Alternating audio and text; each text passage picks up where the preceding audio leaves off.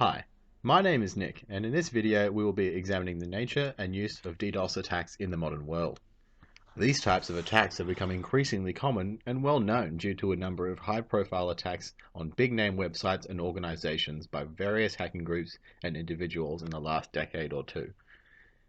At its most simple, DDoS attacks are an attempt to shut down an online service by overwhelming it with traffic from multiple sources. This diagram illustrates in a very simple way the interaction between a computer and the internet. The requesting computer sends a packet of information requesting data from another computer or website, to which the recipient responds in the way it deems appropriate. The information transfer is referred to as traffic. A simple example is when you click on a link on Facebook. Here, a request for data from Facebook is sent from your computer to the servers of Facebook, and then Facebook responds with the data, which is then processed and displayed on your computer screen. The previous slide illustrates the exchange of data between servers. DDoS stands for Distributed Denial of Service. At its most simple, this can be described as a way of overwhelming a server or computer with requests for information such that it cannot handle the sheer number of requests and effectively shuts down.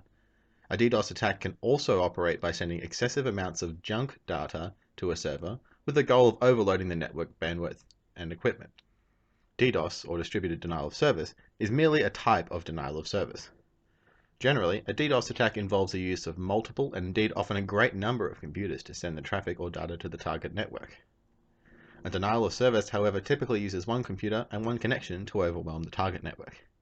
DDoS attacks are thus often harder to track and potentially impossible to stop, as the attackers utilize multiple networks around the world, meaning blocking requests from a single IP address or computer is ineffectual. A person or organization may have a number of reasons for carrying out a DDoS attack. These range from criminal purposes, activist and attention-seeking purposes, to a plain desire to cause disruption. However carried out, and whatever the motive, the desired result is the same. Purveyors of DDoS attacks seek to shut down or disrupt a website, online service, or other network. In the last 20 years, a number of DDoS attacks have been carried out which drew significant international attention. An excellent illustration are those carried out by Mafia Boy, a Canadian boy aged 15 at the time of carrying out the attacks. He began with Yahoo and proceeded to CNN, eBay, Dell, and Amazon servers in a series of attacks he labeled Project Revolta. It seemed he wanted little more than to make a name for himself. An example of a DDoS arguably for a good cause is that carried out by Anonymous against the Church of Scientology. Their goal in what they dubbed Project Chanology, perhaps a reference to their online haven, was to save people from Scientology by reversing the brainwashing. A final example that resulted in criminal prosecution involves an attack by a group called the PayPal 14. The PayPal 14 are 14 individuals who were charged on the United States Computer Fraud and Abuse Act for carrying out a DDoS attack on PayPal services. In late 2010, WikiLeaks was the subject of intense international pressure to cease publishing leaked, classified US documents. A number of large companies responded to this pressure by refusing to provide service to WikiLeaks, including MasterCard, Visa, and Amazon.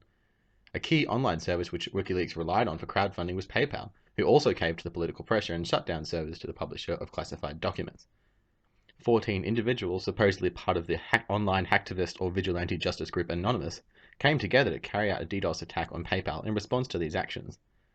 The group were not successful in creating a significant disruption to PayPal. However, the attack was widely publicized and spurred on the debate over whether WikiLeaks was right to carry out its publishing of leaked documents, and whether it was appropriate or just for PayPal to freeze the accounts of WikiLeaks.